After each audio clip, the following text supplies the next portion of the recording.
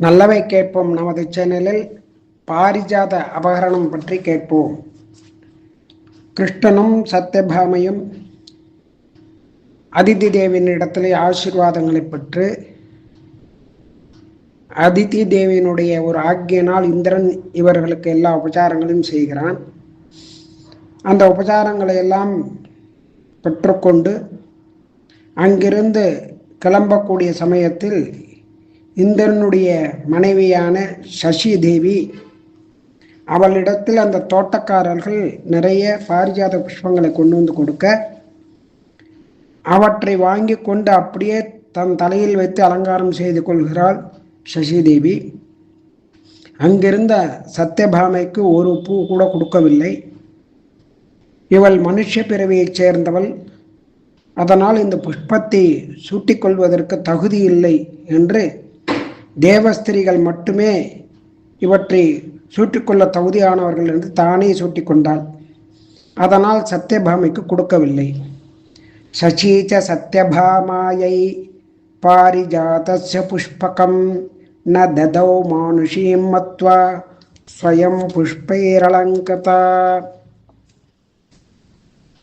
இப்படி பண்ணினதான இந்த சசி தேவியை தன் பூமரத்தினை வண்ணாத புல்லால் வலிய பறித்திட்டவன் அப்படின்னு உடனே கிருஷ்ணனும் சத்யபாமையும் அதை கண்டுகொள்ளாமல் அங்கிருந்து கிளம்பிவிட்டார்கள்.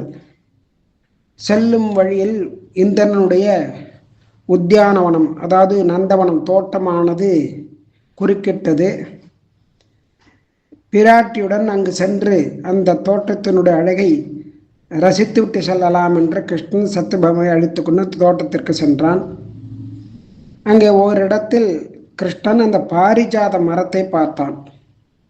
அதை பார்த்ததும் இதுவரை அந்த மரத்தை பார்க்காதவன் போல அதை ஆச்சரியமாக பார்த்தான்.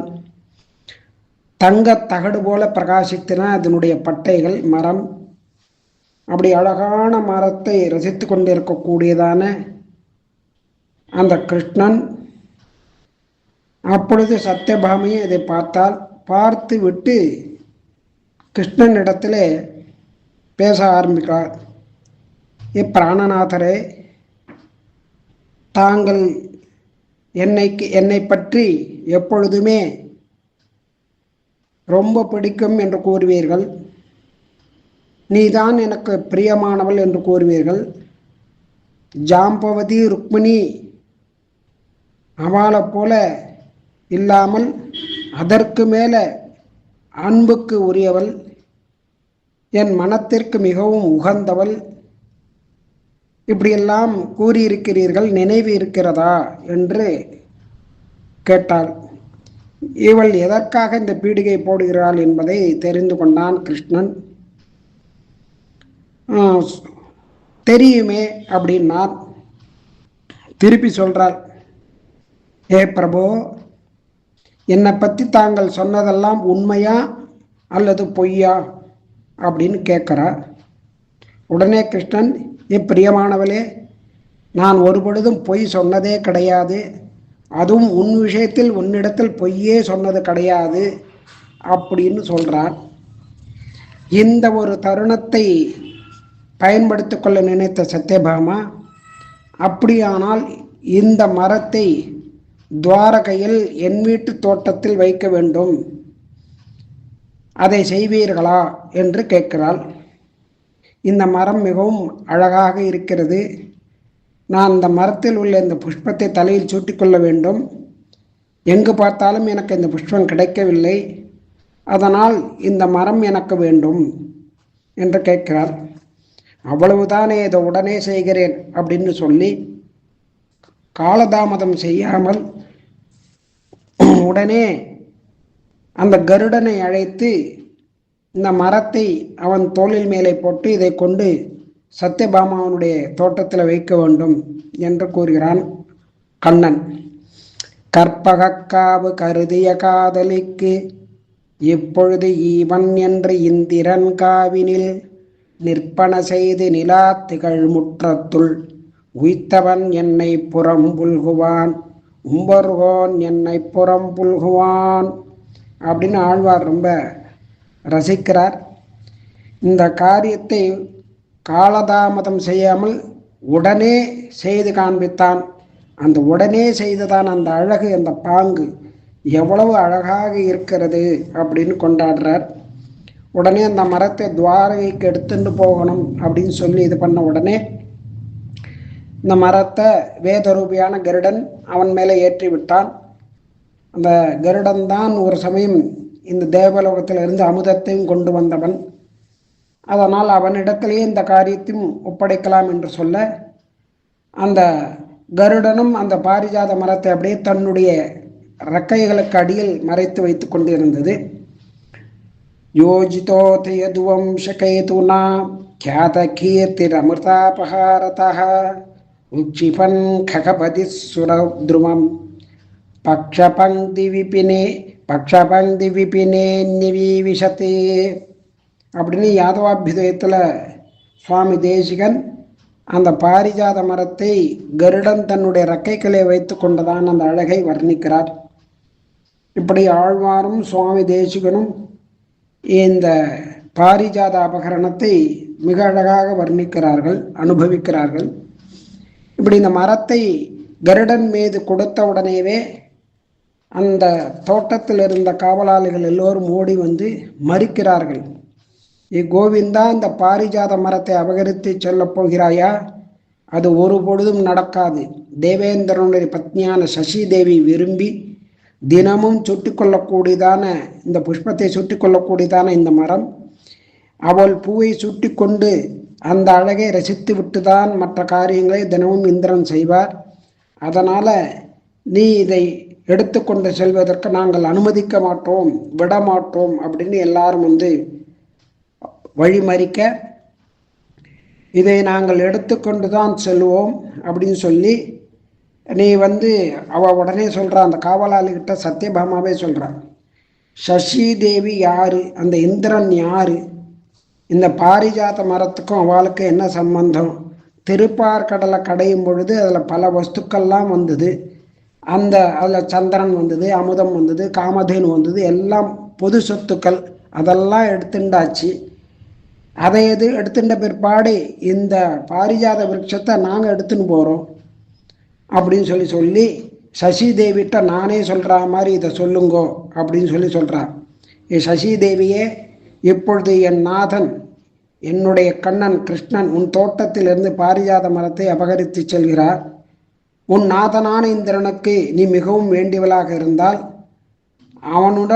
அவன் வந்து உன் சொல்படி அடங்கி நடக்கக்கூடியவனாக இருந்தால் என் பர்த்தாவை தடுத்து மரத்தை கொண்டு போகாமல் காத்து கொள்ள சொல். உன்னையும் எனக்கு தெரியும், உன் கணவனையும் எனக்கு தெரியும். உன்னுடைய பர்த்தாவான தேவேந்திரன் இந்த தேவலோகத்தை எப்படி ஆள்கிறான் என்பதும் தெரியும். அதனால் நான் ஒரு சாதாரண மனுஷ ஸ்திரீ அப்படிங்கிற காரணத்தினால என்னை அவமதித்து பாரிஜாத புஷ்பத்தை கொடுக்காம நீ வந்து திமிரா நடந்துட்ட. அதனால் இந்த பாரிஜாத மரத்தை உன் பர்த்தாவை அனுப்பி யுத்தம் பண்ணி என் பர்த்தாக்கிட்டேருந்து எடுத்துக்கொண்டு செல் அப்படின்னு சொல்லிட்டான். உடனே சசி தேவிக்கு இந்த விஷயம் போச்சு. அவள் உடனே இந்திரன்கிட்ட சொன்னால், இந்திரன் தேவசேனைகளெல்லாம் சைன்யங்களெல்லாம் அழிச்சுட்டு நேராக துவாரகைக்கு புறப்பட்டான். வந்து கிருஷ்ணனோட யுத்தம் பண்ணுறான். தேவராஜனுக்கும் யதுராஜனுக்கும் யுத்தம். தேவர்கள் யுத்தம் செய்கிறார்கள். கண்ணன் தன்னுடைய சங்கத்தை எடுத்து ஊதினான். பிறகு அவர்கள் பான வருஷம் செய்தார்கள். அதையெல்லாம் தன்னுடைய சக்கராயுதத்தினாலே தடுத்து எல்லோரையும் அடித்தான். ஆனால் யாரையும் வீழ்த்தவில்லை. ஆபத்து காலம் வரும்பொழுது இப்பொழுதுதான் நரகாசுரனால் ஆபத்து வந்தது என்று சொல்லி எல்லோரும் சரணாகதி பண்ணார்கள். அவனிடமிருந்து காத்து நரகாசுரனை வதம் செய்து அவர்களுடைய சொத்துக்களை மீட்டு கொடுத்து அந்த குண்டலங்கள், மணிபர்வதம் எல்லாவற்றையும் கொடுத்து இப்பொழுதுதான் திரும்பி வந்திருக்கான். அதற்குள் நன்றி மறந்து இவர்கள் கிருஷ்ணனுடன் யுத்தம் செய்கிறார்கள். இருந்தாலும் அண்டியவர்களை வதம் செய்யக்கூடாது, ஏன்னா இவர்கள் விரோதிகள் இல்லை, நம்மை ஆச்சரியவித்தர்கள் என்று சொல்லி கிருஷ்ணன் அவர்களை ஒன்றும் செய்யவில்லை. அதற்கு தயையே காரணம். நாஜிகாம் சப்பராதினோபிதான் நாக நாயக கணான் ஜனார்தனஹ ஆண்டு சம்சம் அதவா ந பஜ்யதே தஸ்ஸ சம்ஸ்ருத ஜனேஷு ஜாதி சித்து அப்படின்னு ஒரு கருணையினால் அவளை எதுவும் அழிக்காமல் பகவான் காப்பாற்றுறான். கருடனும் அதுக்கு சரியாக யுத்தம் பண்ணி அவர்களை அடித்து வீழ்த்தி எல்லாம் செய்தது. அந்த சமயத்தில் இந்திரன் என்ன செய்கிறான்? வஜ்ராயுதத்தை கிருஷ்ணன் மேலே பிரயோகிக்கிறான். அப்பொழுதும் கிருஷ்ணன் சக்கராயுதத்தை பிரயோகித்து அவனை அழிக்கவில்லை. உடனே அந்த வஜ்ராயுதத்தை கையில் வாங்கி கொண்டான். இதை பார்த்ததும் ஓடுவதற்காக கிளம்பினான். உடனே ஐராவதத்தை அடித்து வீழ்த்தியது கருடன். இப்படி போகும்பொழுது இந்திரா ஓடாதே நில் அப்படின்னு கிருஷ்ணன் சொல்ல, அப்போ சத்யபாமா நேரடியாக வந்து இந்திரன் நோக்கி, ஏ இந்திரா, ஏன் இப்போ ஓட பார்க்குறா? உனக்கு இது தகுதியா? இது யோக்கியமா? இந்த மாதிரி செய்கிறது சரியா? சசி தேவிக்கு பர்த்தாவான நீ இப்படி ஓடலாமா? இது பரிகாசத்துக்கு காரணமாக ஏற்படாதா? சசி தேவி பாரிஜாத புஷ்பங்களை தலையில் சூட்டிக்கலன்னா அவள் உன்னை வணங்கலை அப்படின்னா அவளை பார்த்து நீ ஆனந்தம் கொள்ள வேண்டாமா? அப்படி அதை பார்க்காம போனால் நீ ராஜ்யபாரம் நடத்த முடியுமா? உன்னுடைய ராஜ்யம் எப்படிப்பட்டது? நீ எப்படி இந்த மரம் இல்லாமல் இருப்ப? இந்த மரத்தை நான் கொண்டு வந்ததுனால தானே உனக்கு வருத்தம் வந்தது. அதனால் அந்த புஷ்பத்தை சசிதேவி சூட்டிக்க முடியாது. சசிதேவியை பார்க்கலன்னா உன்னால் ராஜ்ய பரிபாலனம் பண்ண முடியாது. இப்படி பலவாறாக ஏசினாள் சத்யபாமா. உடனே அந்த தேவராஜனுக்கு, அந்த இந்திரனுக்கு மிகவும் கொஞ்சம் வருத்தம் ஏற்பட்டது. அதாவது தோற்றுவிட்டான். உன்னுடைய மனைவியானவள் கர்வத்தினாலும் தான் அழகாக இருக்கிறோம் என்கிற கர்வத்தினாலும் அந்த புஷ்பத்தை எனக்கு கொடுக்காமல் என்னை மதிக்காமல் இருந்தாலும் அங்கேயே அவளுக்கு பாடம் புகட்டிருப்பேன். நான் வேண்டாம் என்று சொன்னேன். இந்த உன்னுடைய பொருள் உனக்கே, நீயே வச்சுக்கோ பாரிஜாத மரத்தை என்று கொடுத்து விடுகிறாள். மற்றவை நாளை கேட்போம்.